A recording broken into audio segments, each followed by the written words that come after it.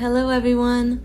I am so happy that you are here and welcome to lesson number 256 of A Course in Miracles.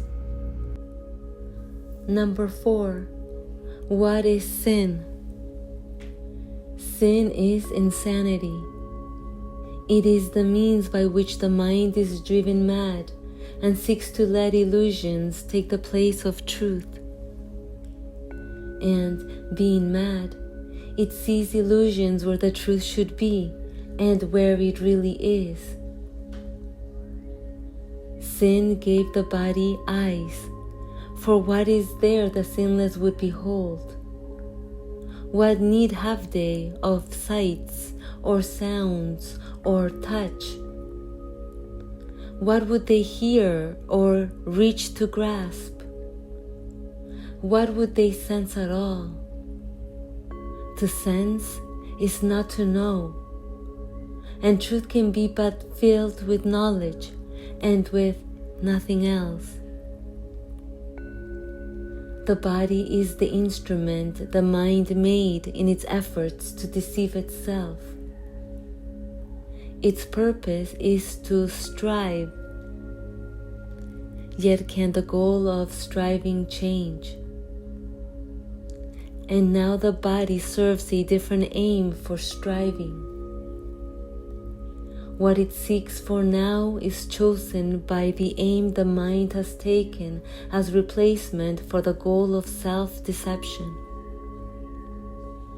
Truth can be its aim as well as lies. The senses then will seek instead for witnesses to what is true. Sin is the home of all illusions, which but stand for things imagined, issuing from thoughts that are untrue. They are the proof that what has no reality is real. Sin proves God's Son is evil. Timelessness must have an end. Eternal life must die. And God Himself has lost the Son He loves, with but corruption to complete Himself, His will forever overcome by death, love slain by hate, and peace to be no more. A madman's dreams are frightening, and sin appears indeed to terrify. And yet, what sin perceives is but a childish game.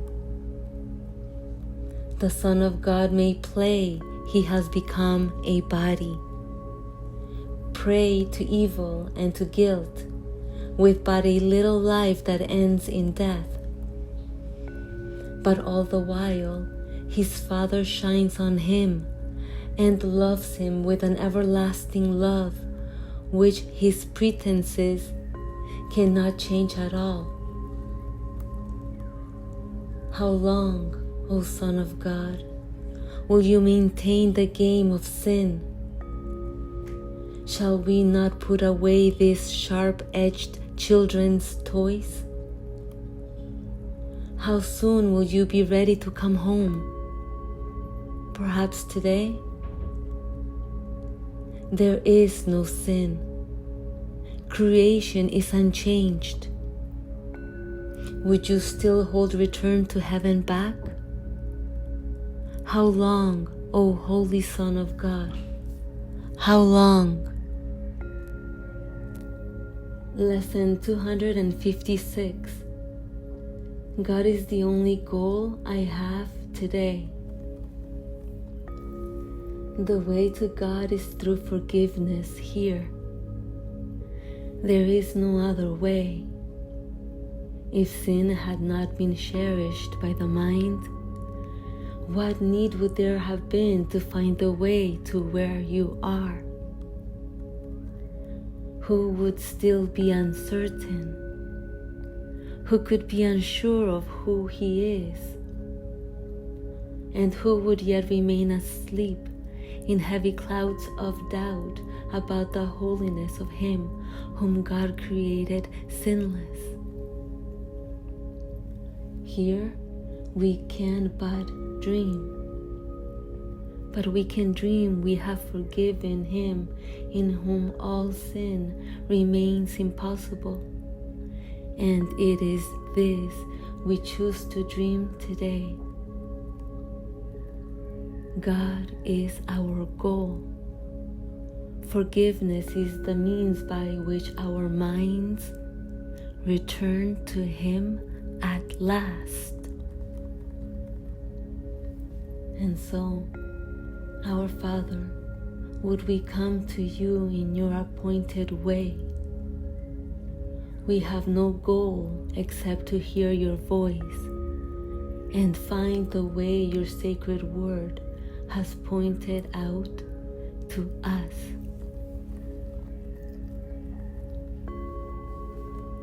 Okay, that is lesson number 256 of A Course in Miracles.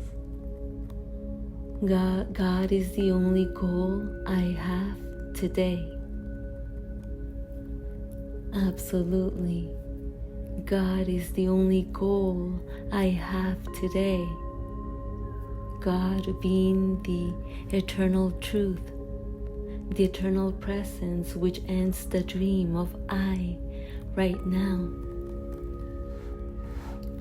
And let's remember who I is but the time-bound mind, the doer, the fictitious character who has become exhausted of pursuing its countless, insatiable goals to accumulate knowledge, material possessions, power, fame, status, praise, admiration, etc.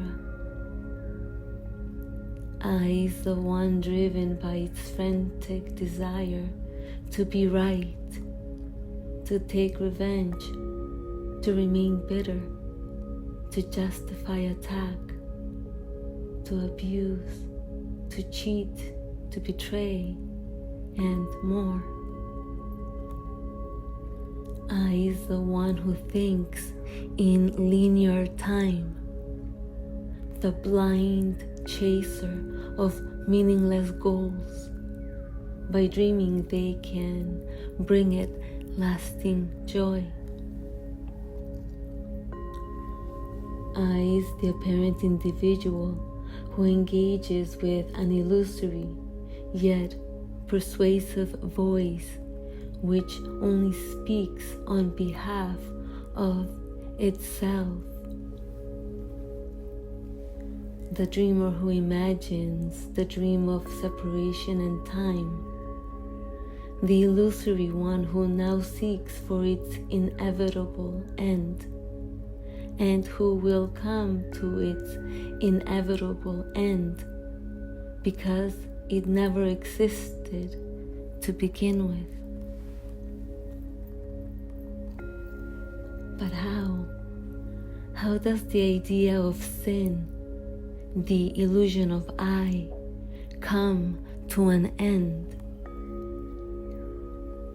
By doing nothing but disengaging from what is never there, thoughts, through forgiveness, by practicing presence, by letting go, by not engaging with the illusory voice of separation. The illusion of I comes to an end by consciously choosing nothing over everything else, by choosing silence over thoughts.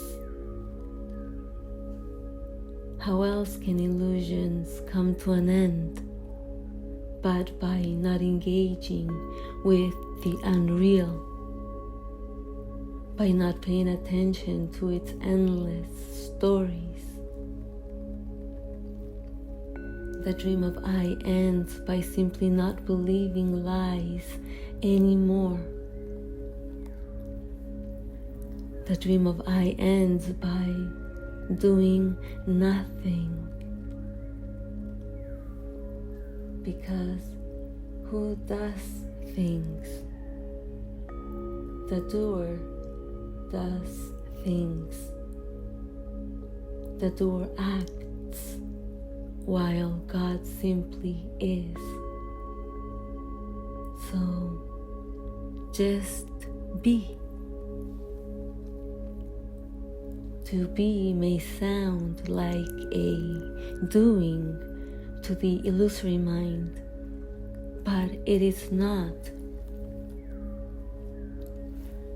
To effortlessly be is to naturally be free from I.